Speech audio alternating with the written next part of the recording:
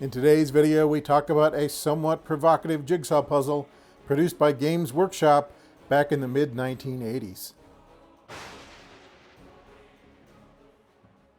Hi folks, and welcome to the channel. I'm Lee, your old hammered host.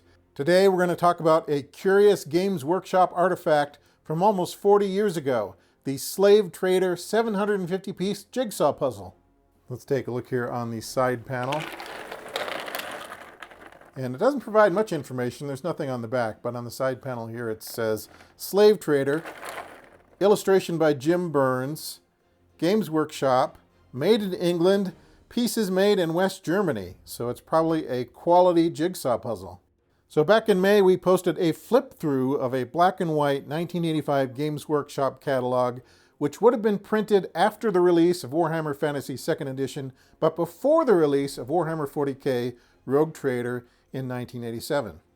If you watched that video, then you might remember this page, which promoted a line of deluxe fantasy jigsaw puzzles featuring artwork by various sci-fi and fantasy artists who were involved with creating cover art for the Fighting Fantasy line of solo role-playing game books, which were created by Games Workshop founders Steve Jackson and Ian Livingstone.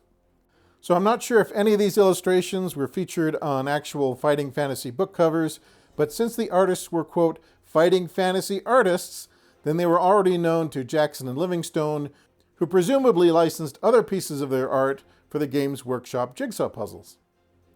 You'll notice that there are two illustrations by fantasy artist Chris Achilleos. We talked about him just a little while ago. His artwork graces the cover of White Dwarf 77, as well as the movie poster for the animated film Heavy Metal. Then there's this piece by Richard Clifton Day entitled Alien.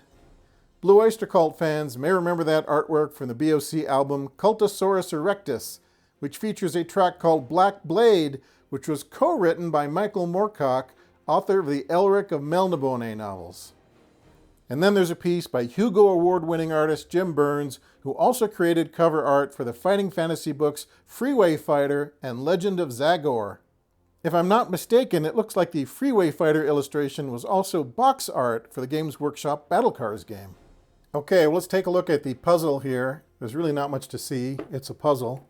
And if there was any documentation inside, it is long gone. But if you ever wondered what West German puzzle pieces look like, that's these here. So they're probably made with the same care and precision as a Mercedes-Benz.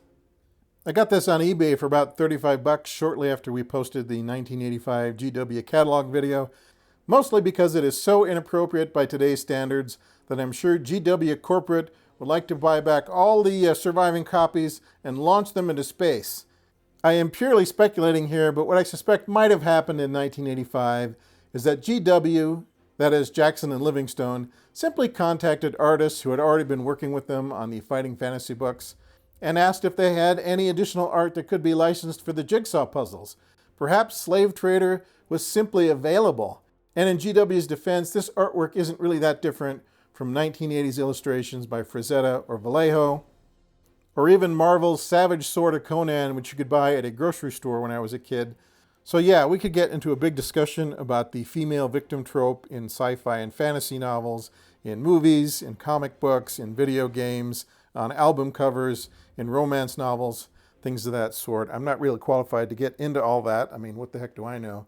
But I will just say that this is pretty much reflective of the norms of its time. I'm not saying it's right or wrong, just, yeah, it was not unusual to see this sort of thing on a fantasy novel or an album cover or a van in the mid-1980s. Okay, folks, that is a wrap on today's video. I hope I didn't offend anybody because that was not my intent.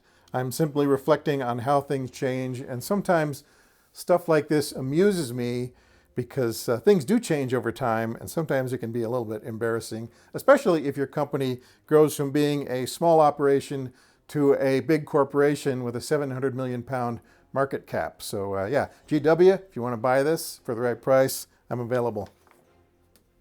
Anyway, thank you as always for stopping by. I hope you enjoyed today's presentation. Be careful out there, and we'll see you next time.